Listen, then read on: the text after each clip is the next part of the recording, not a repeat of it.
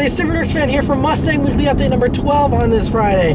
So, what's new with the Mustang? Well, first, all the new stuff on the channel. So if you've checked out the channel or you follow me on any of the social media outlets, you'll know that I updated the logo and the profile picture and the banner for the channel and the Facebook and the Twitter pages and all that good stuff. And so I've been getting a lot of great feedback from you guys about it so far, as well as some ideas on rebranding the channel. I'm introducing the SWF kind of thing and kind of toying with the idea of just being known as SWF instead of Subaru WRX fan, because that's a mouthful. It always has been, and that would kind of, you know, get rid of some of the confusion in regards to the whole Subaru thing and why I don't have a WRX and all that kind of stuff, which I've answered many times before.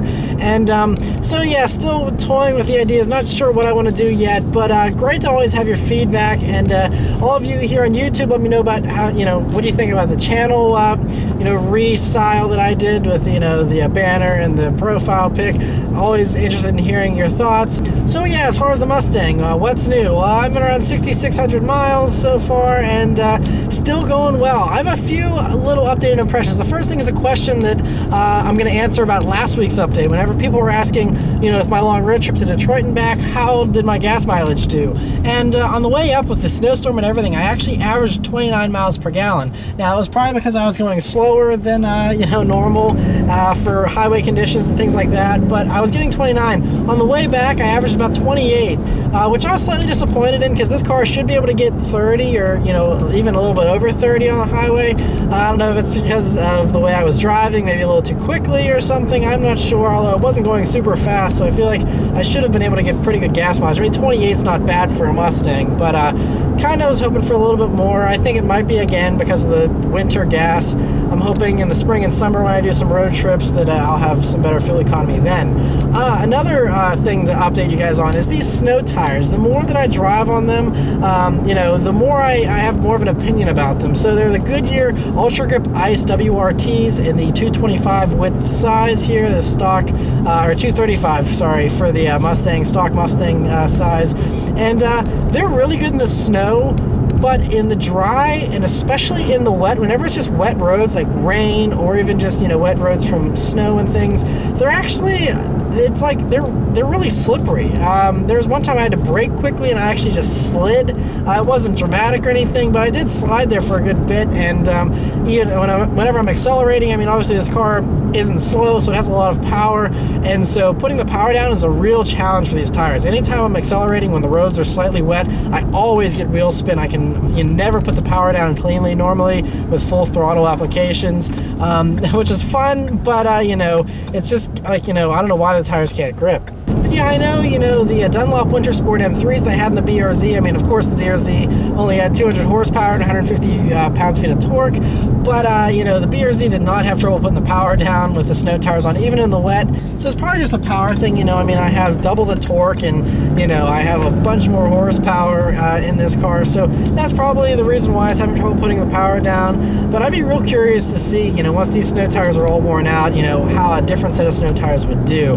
But I mean, obviously that all adds to the drama. I like wheel spin, and I gotta say, especially in the wet with these tires on, this thing is just as tail happy as the BRZ. It reminds me a lot of the BRZ. It's a ton of fun. Those the stock tires that come with this car, they're the high performance Goodyear All Seasons. Those actually grip pretty well, and the car isn't very tail happy. I mean, it is a little tail happy, but it doesn't slide as easily as the BRZ did with its summer tires on it. So, you know, but with these snow tires on, this feels exactly like the BRZ's tail happy characteristics, which I love, because this car is still really nicely balanced, and it's not, you know, it's pretty easy to drift and control it and everything, and it's a lot of fun. So I'm still just having a blast with this car. It's just such a great car, and yeah, I can't praise it enough. The only hesitation that I have, which I can kind of, I'm not going to get into this too much, I'm going to talk about this more in the future, but that is the sound. I do love the sound in the cabin. You know, outside, obviously I don't hear the car driving around from the outside, obviously, because I'm always the one driving it, but I'm still kind of torn about which direction I want to go with for exhaust once I can actually afford an exhaust, or once someone sponsors me for one or something. I don't know which kind I want to go with, because there's two distinct sets of exhaust systems for the Mustang, for the EcoBoost, I should say. There's the people that have an EcoBoost Mustang because they want a turbocharged Mustang, and so they want it to sound like a pissed off Evo or BRZ, which is awesome, and it sounds really good with some of these exhaust systems, but some people say it doesn't fit the Mustang character. I'm undecided about what fits the EcoBoost Mustang character. I kind of want to embrace the pissed off, angry B sound of this car, you know, where it just sounds like it's mental, you know, turbocharged little 4-cylinder, but part of me wants to just have a deeper sound and give it more of a muscular sound. I know it'll never sound like a V8, but something that sounds deeper than the current stock system and gives it a nice deep tone while still, you know, not sounding ricey or having crazy whooshy turbo noises and stuff is another tempting way to go. But they're completely different directions, and I'm totally undecided about which direction I want to go. So, yeah, let me know your thoughts about that whole thing. I know a lot of you think a Mustang isn't proper without a V8, but with the Turbo 4, would you go pissed off Evo sound, or would you go deep wannabe V8 sound? So let me know in the comments, but I'll send it back to me at the news desk for this week's news. Right, for this week's news. The first thing is, I know a lot of you are interested, is there any more news about the Honda Civic Type R coming to America? Well, there is this week. Finally, Jalopnik actually posted up a reader of theirs, just snapped a picture of the actual Civic Type R that's in Europe, that was teased, you know, that, you know, they showed the concept, I mean, and it's running around with camouflage on in Ohio, which makes some people think, why are they testing the car in America if it's not coming to America? But there are manufacturers that bring models not destined for the U.S. to the U.S. for testing. I know, you know, there's lots of different companies that'll bring their cars to the deserts and stuff like that because they don't have stuff like that in Japan or whatever, and so they come to America for those kind of tests. But to be in Ohio near Honda's facilities, and it's just driving around on normal roads that could be easily replicated in Europe or wherever, makes me think there may be something to this. I mean, they know that everyone wants it so badly. Everyone wants this car to come to America. Some people are thinking maybe it's just because, you know, Honda will be making these turbocharged VTEC engines, and that's, you know, this new Civic Type R is one of them, so maybe they're just testing the engine here and just happen to leave it in a Civic Type R shell. But I feel like they could throw that engine in anything, and, you know, it'd be a whole lot easier than bringing one of these over to America and stuff. So I'm not sure what this is doing. I mean, the optimist in me would love to believe that this car is coming to America the way it is. But everyone knows that this Civic Type R that, you know, was debuted in Europe it's based on the European Honda Civic, which is completely different than the American Honda Civic. And there's crash regulations and certifications and all that kind of stuff that probably wouldn't transfer over easily. So not sure if it's still going to come to the U.S. But that is an interesting factor to add into the consideration. So we'll see what happens. And some other hot hatch news, a hot hatch that is coming to America. The Ford Focus RS has been teased, and you know, one of the things at Detroit is I was expecting to see the Focus RS, and it didn't come out. I mean, obviously no one really cared because we had the beautiful Ford GT and the GT350R Shelby and all that kind of stuff. But yeah, everyone's like, where's the Focus RS? Well, Ford actually tweeted and said, do you think we forgot? We didn't. And so they're going to be revealing the new Focus RS on February 3rd. And so they have a teaser here of the car in camouflage drifting around and stuff. And I'm very excited to see the final finished product of what it's going to look like. But should be pretty awesome. I'm sure it'll be an amazing performer. As long as they get the price point right, this thing will be an STI killer, I think, which would be very interesting to see. And as long as it's all-wheel drive, of course. But cool to see that, and can't wait for February 3rd. Another car reveal that's been confirmed is it's been confirmed that the new Cadillac CT6, which is the new flagship El Mirage four-door that's not going to look like an El Mirage after all, that's going to debut on March 31st of this year. And so all the camouflage will come off, and we'll hopefully see the production version. They're saying now that it'll be a twin-turbo hybrid as well, so it's going to be very high-tech. We already know that the CT6 is going to be able to drive itself pretty much completely, and so, you know, it'll be able to do highway driving all on its own. I think they said, you know, it'll be able to do city driving up to 30 miles an hour completely on its own, all this kind of stuff. So it's basically going to be an autonomous car. It'll, of course, be very expensive. It's going to be their flagship model for now until they do a really huge flagship or something. But this car looks massive already. So I think it's going to be great for all those people looking for a full-size Cadillac that don't think the XTS is big enough. So yeah, it's exciting to see that. March 31st, I hope it's beautiful. I know it won't be an El Mirage, but hopefully it'll be something beautiful as well. Next is a really head-scratching thing here, and that is the Toyota has teased what they're calling the RND concept. And all we see is what we think is a taillight and some kind of like metal trim on a bumper. To be perfectly honest, it almost looks kind of like a sports car. And this could be why it's so mysterious. I don't know if they would have this much of a build-up for a new Prius or something. So I'm hoping that this is maybe the first glimpse at the new Supra. Total speculation on my part, but that is what I'm hoping this is. They're saying that whatever this is, they're saying that it will be basically production ready. And so it's going to be unveiled January 26th. In the UK, but yeah, they say that it's going to be production ready, but it's also going to have pricing, and they're going to have supply and manufacturing space all figured out. So this is some car they're going to probably be building in the near future. Not sure what it is though. They're saying it's a car that'll appeal to the masses, I believe, and stuff. So I don't know. Some people are thinking it's just a new sedan or something. I have no clue. But at least we don't have much longer to wait. It'll be debuting in 4 days and we'll know what's going on. So, interesting times at Toyota. Now for some more concrete news of actual cars we can look at, that we can see, and we know what's going on. The first is that Porsche has revealed they're doing a special edition of the 911 called the 911 GTS Club Coupe. And it's to commemorate, I believe, what is the 60th anniversary of the Porsche Club of America, which is very cool. It's, you know, and that they're honoring the club. It's a very nice thing. And so this car, it's pretty cool. So it looks a lot like the 50th anniversary edition they did, which I think is awesome. It has a ducktail spoiler. It has the retro-inspired wheels. And you know I love all things retro, so I really like this. It's just missing the cool tweed kind of interior that the 50th anniversary one had, the checkerboard seats and stuff. This one has Alcantara interior instead. But a very cool looking 911. The thing is the price. $137,000 here in America for this one. Again, puts it in GT3 territory, puts it in 911 Turbo territory. Tough sell, but you know, they're not making a whole lot of them. They're doing just 60 of them, so of course it's a collector's item, and I'm sure you'll find at least 60 Porsche fanatics that'll spend $137,000 on a regular version of the 911, which is totally fine. I think it looks awesome, but obviously a very limited market. Now for some race cars.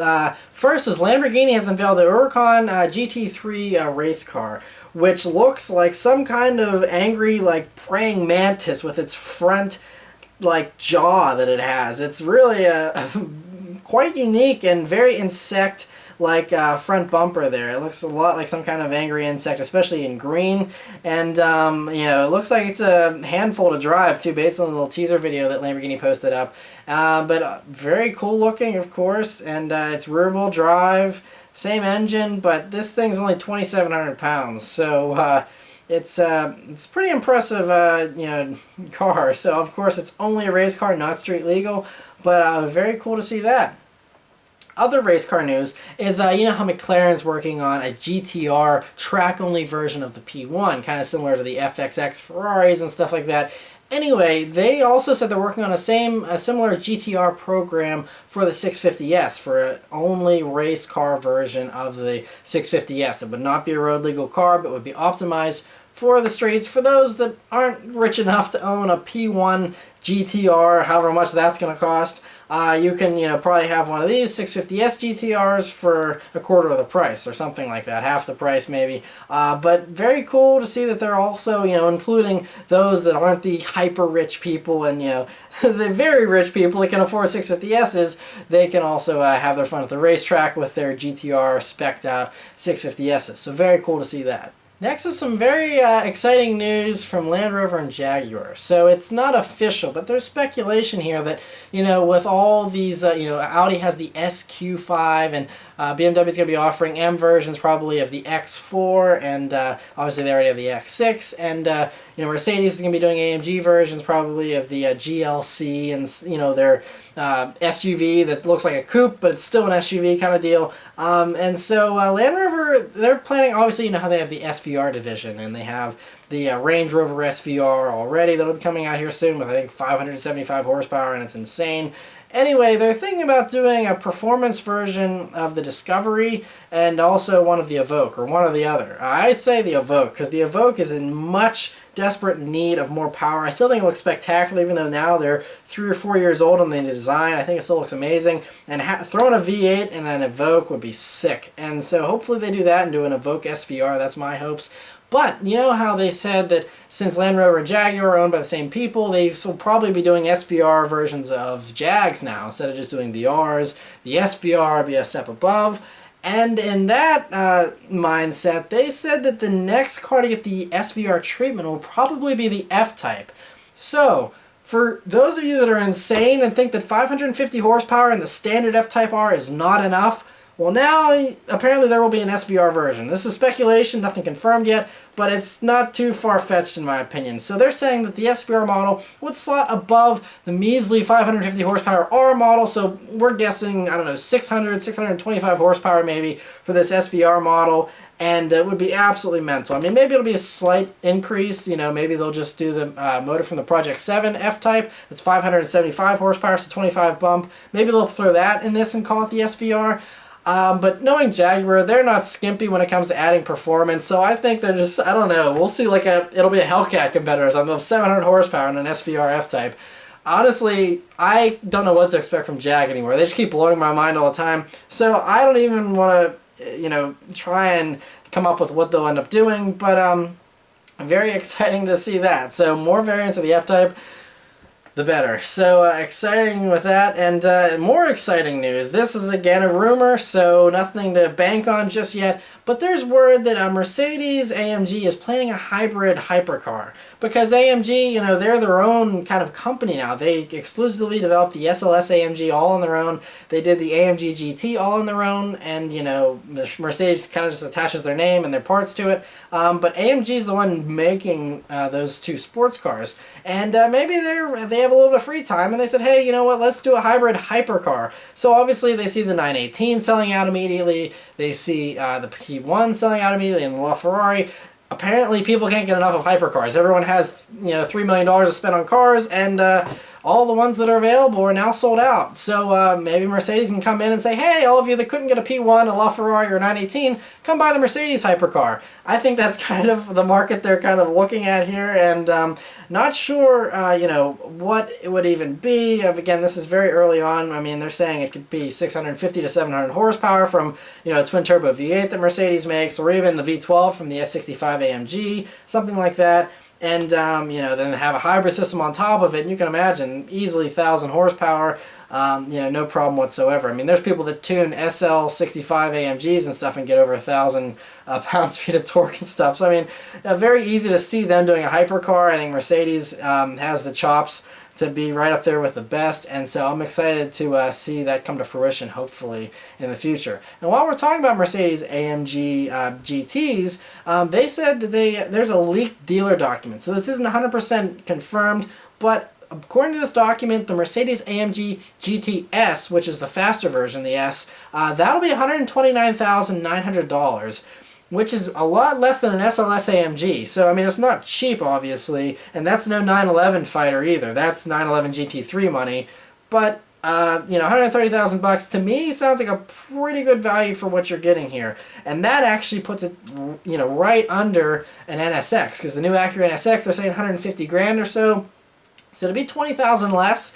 You know, and maybe have similar performance. Obviously, this is front-engined instead of the mid-engined layout in the NSX, but, you know, very exotic-looking car still, the Mercedes, and that sounds like a good starting price for me. And keep in mind, that's the S model, so the lower standard AMG GT will probably be maybe even 120 or 115 or so.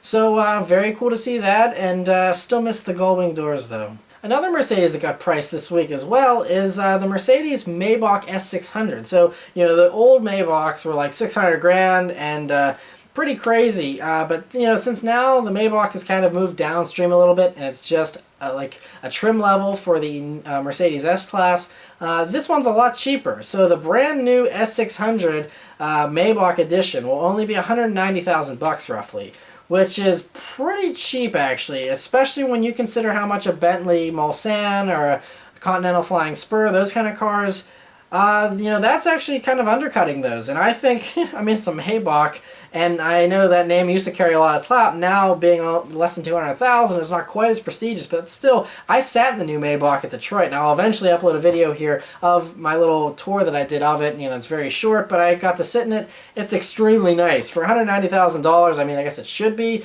but, I mean, it felt even nicer than that, I think. So, it's a pretty competitive price, that, and yeah, I'm excited to see how many people buy those. All I can say is, with that only being 190,000 bucks, I guarantee you that the old Maybach prices are just gonna plummet. I mean, you'll probably be able to pick up one of those for less than $100,000, and that used to be a $500,000 car.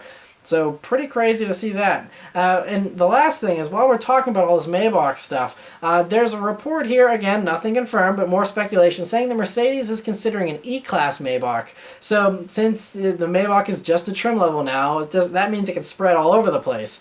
So obviously the E-Class is the second biggest Mercedes sedan, and so they could do a Maybach version of that. It'd probably be a long wheelbase and be a little bit nicer, and so I could see that being reasonable. And of course it would be expensive though, which raises the question, if you can get an E-Class Maybach for the same price as an S-Class, why wouldn't you just get a standard S-Class? That's still not a bad car, just having a standard S-Class. But I'm sure they'll figure that all out, and they won't offer a Maybach unless there's enough demand for it. Other Mercedes speculation, there's reports saying that we're going to get the new A-Class. It's going to be, the front-wheel drive baby Mercedes. It'll be smaller than anything that we know from Mercedes so far. It'll be smaller than the CLA and all those.